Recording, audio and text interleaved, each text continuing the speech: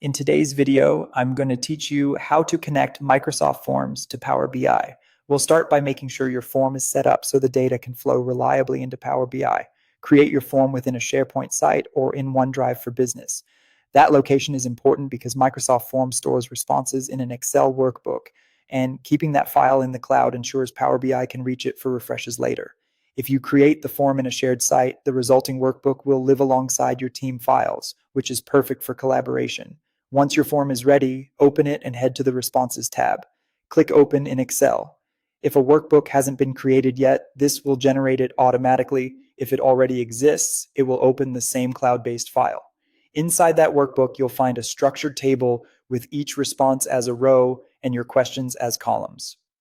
Next, you need the file's cloud address.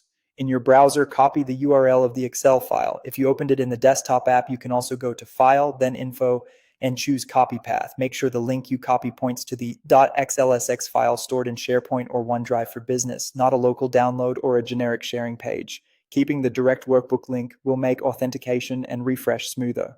Now switch over to Power BI Desktop. On the home ribbon, select Get Data and choose Web as the connector. Even though this is an Excel file, using the web connector with the cloud URL works well when the file is hosted in SharePoint or OneDrive.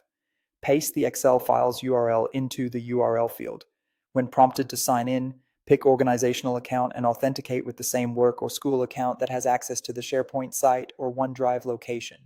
After you sign in successfully, Power BI will remember these credentials for this source. You'll see the Navigator window list the contents of the workbook, including any named tables. Select the table that contains your form responses.